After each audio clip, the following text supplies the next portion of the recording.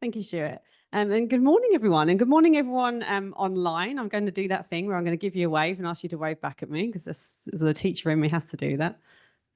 Wonderful, wonderful. More cameras on would be wonderful, but we'll see. It's Friday morning.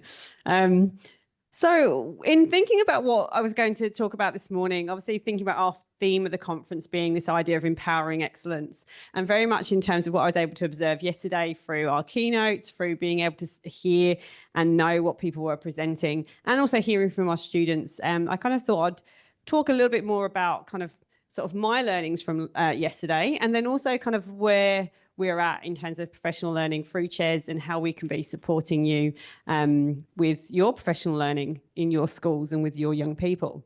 So for me, what I got from Tom particularly was this idea of when we're thinking and planning for our 2026 curriculum, for example, and the idea of thinking, what is a story that you want to tell? So yes, we know that we have a study design or we have set things in the Victorian curriculum that we are teaching, but what actually is the story behind that? What is it that we are really wanting to tell? What is it that we're going to enjoy telling as well? There's nothing worse than having to say, oh, sorry, I have to teach you this because it's in the study design. I know it's boring, but actually that thinking of, well, what is it? What's the story that we want to tell? What's the narrative? What are the things behind it? A couple of years ago, I was teaching the Russian Revolution at a time when Turkey had that failed coup. I don't know if people would remember that. And yes, very different times, but it was really interesting to unpack that with my students for an activity, because essentially the difference between the Russian Revolution coup, well, the October Revolution, as I call it, the October coup, was that they took all the communications. Whereas when you had the failed coup in Turkey, how essentially it didn't work was because the president at the time was on holiday and he was able to use his phone to FaceTime and say, yeah, all is well. And that prevented it from getting any worse. So there's that idea of, yes, that's not going to be in their exam. They're not going to have to write about the Turkish failed coup, but that idea of what's the narrative, what's the story there, what's the learnings? And then when it comes to how will we tell it, that's thinking about our pedagogy.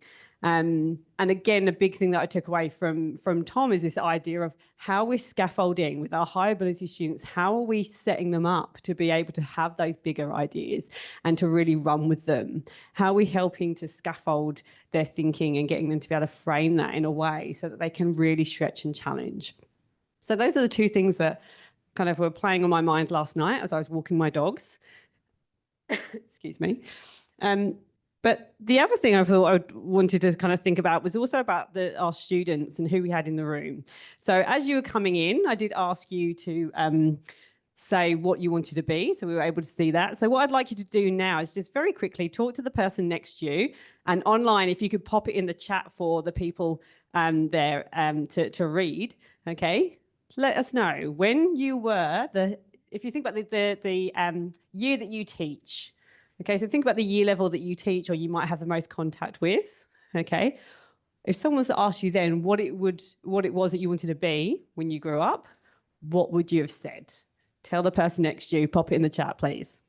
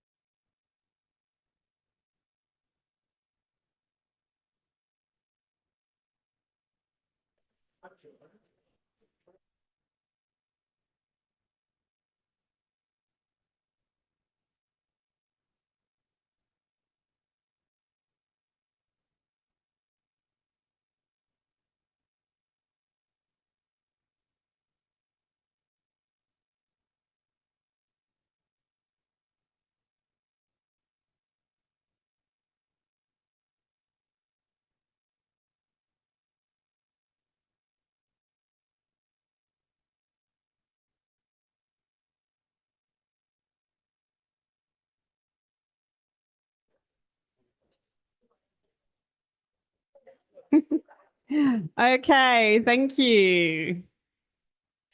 So we've got a lot coming up. I mean, let's do the easy one. Hands up, and then please put your hand up on the Zoom as well, please, because we can see these, so we can see what you're saying on the chat. We can see if you do reactions, so please let us know. Hands up, who said teacher? Oh, look at that. Wonderful. Quite a few at home said teacher as well. Fantastic. Any police officers? Okay. Yep. Few on there. Okay. Any massage therapists? No. Oh, it come. What was the other one we had on there? Was I think Amelia. I loved yours. Do you want to tell us what yours was? I always wanted to be a hairdresser, but I can't even cut paper in a straight line, so it's not for me. Well, you could have started a trend. You never know. Fantastic. Scientists? Any scientists in the room? Wanted scientists? A few people there. Yeah. Amy, was it archaeologist you wanted to be? Yeah, archaeologist. Fantastic. And I think we had a ballerina. Who was a ballerina? Kim, ballerina. Fantastic, fantastic. Okay, so I'll just give you a couple. This is my journey. Okay, so I'll give you a minute, and maybe in the chat. Who are these people? Who are these four people? What do these four people represent? I'll give you a minute to have a chat to the person next to you, again online, see if we can know who those people are.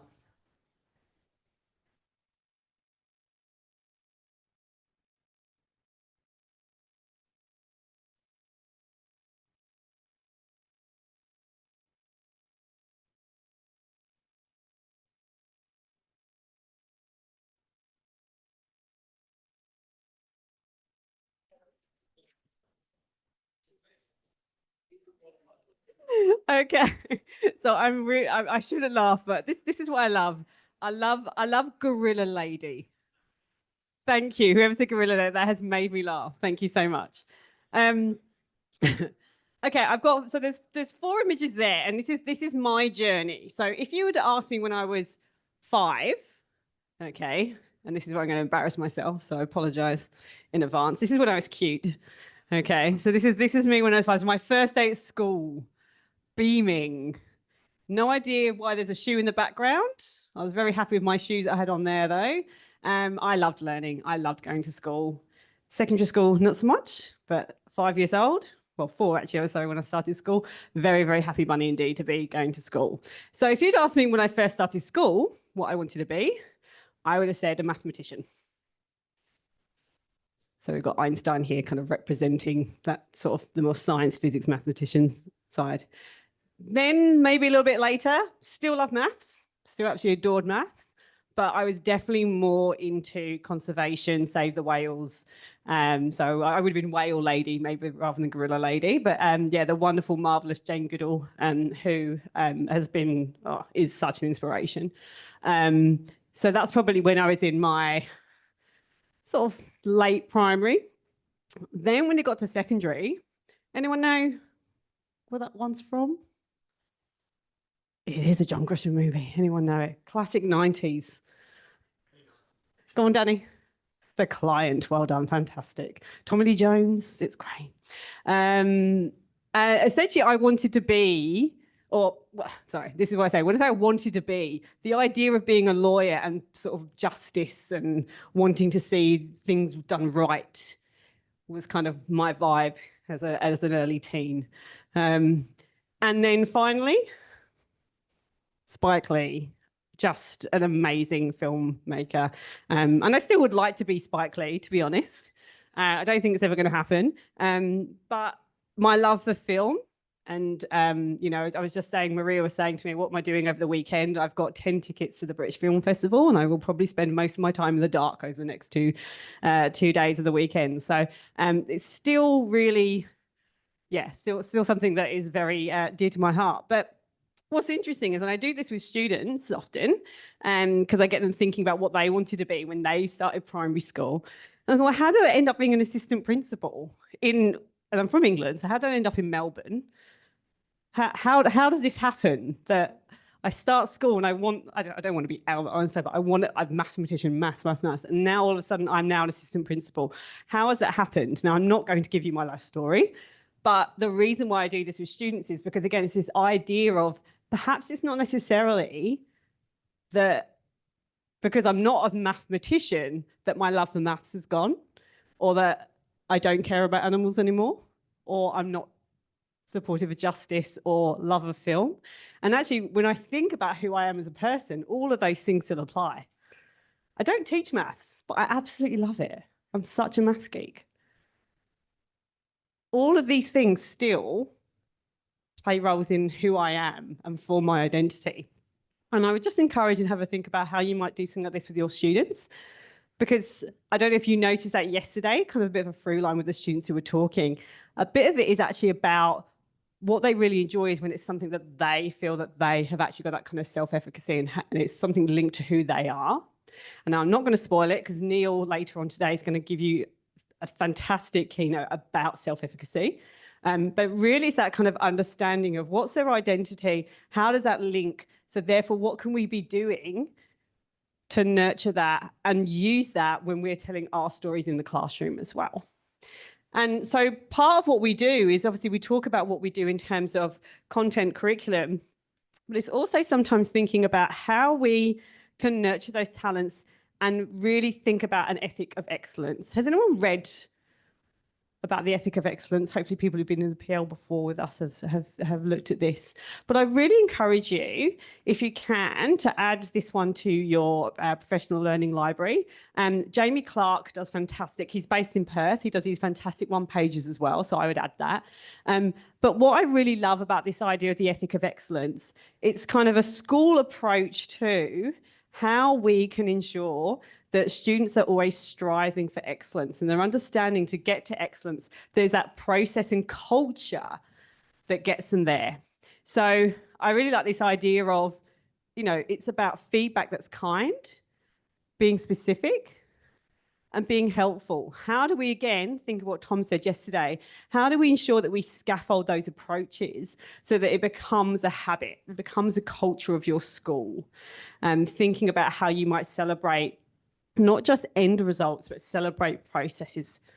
So the idea of drafting is actually a really key thing. Hands up who teaches perfectionists. Hands up who is a perfectionist. No, I won't ask you to do that. But this is the hardest thing. You know, one of the real privileges of working at CHES is that we get to see students from across the state. So we teach your students. So if you're a primary level, we've got them 10 years later.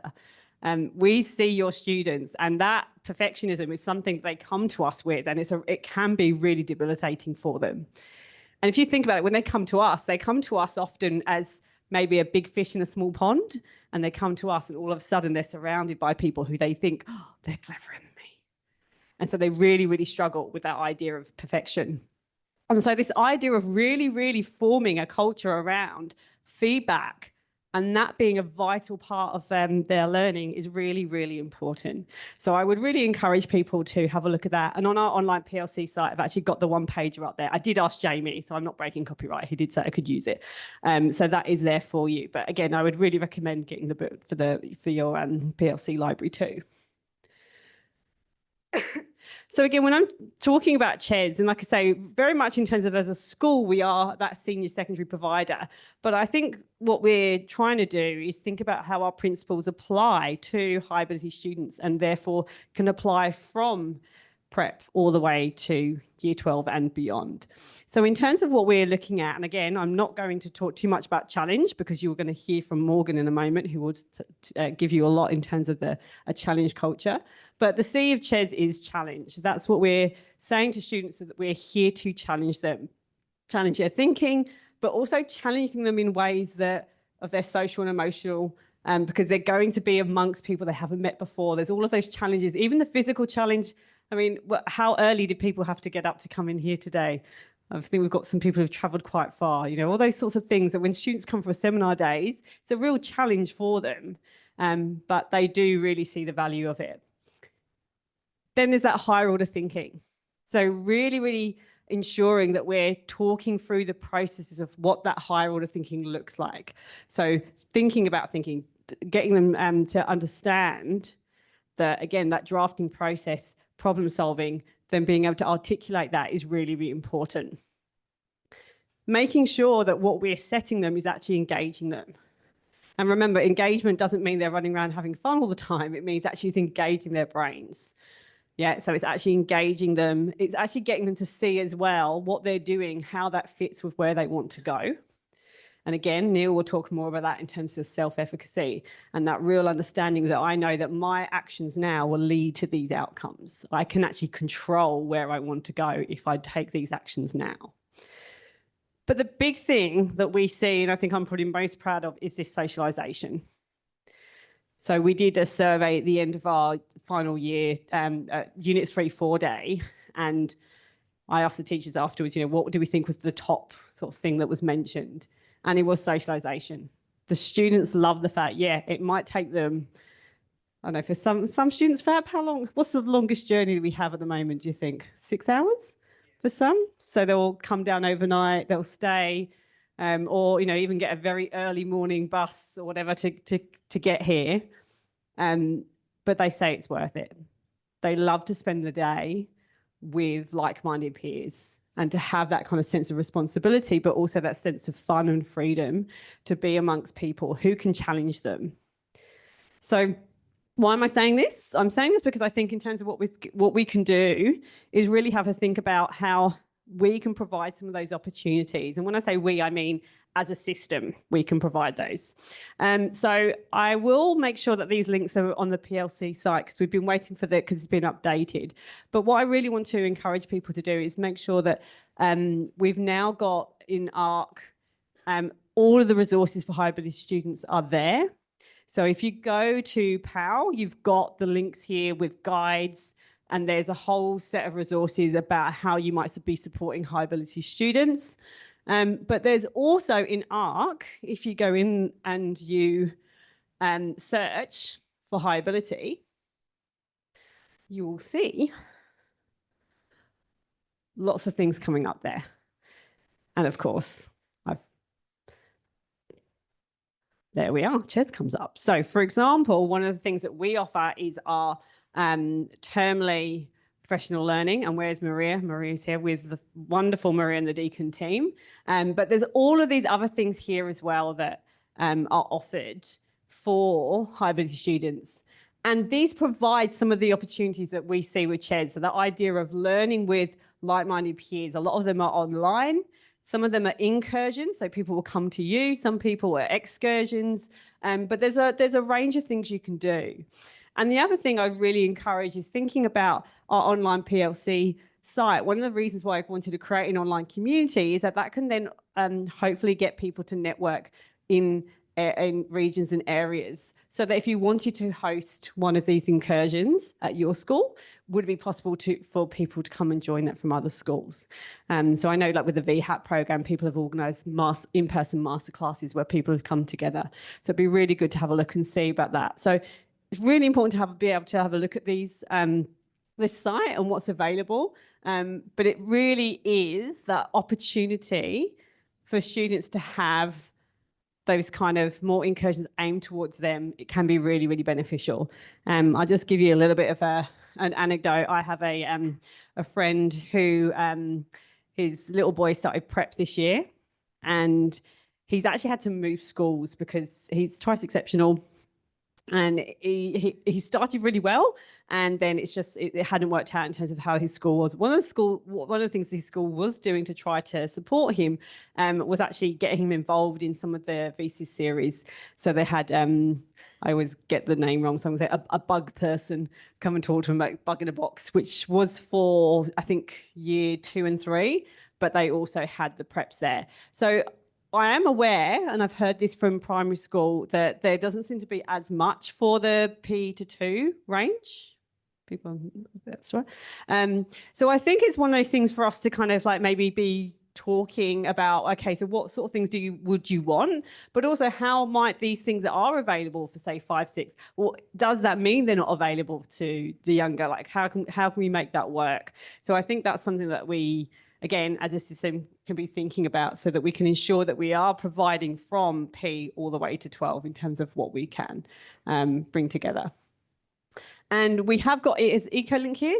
Is Joe here? Wonderful, fantastic. So Joe, did you clone a mammoth yesterday? No? Did we succeed? We watched Jurassic Park in here a couple of weeks ago, and it's just like, oh, it just scares me. But the work that EcoLink does, I know Joe's left some leaflets out there as well, and I'll put them online. And the Brimbank Tech School, which I think opens next year, Michelle was here yesterday and doing things with microbits. But again, there are lots of things available that we could tap into. Now, again, we understand issues of, okay, staffing, doing excursions. So again, it's thinking about how can we make things maybe a bit more high flex? What sort of things can we do? So it's more kind of, as I think about it, if you think like, okay, what would we really want to do? And then maybe it's a question of having a talk to chairs about, okay, so how have other schools done that?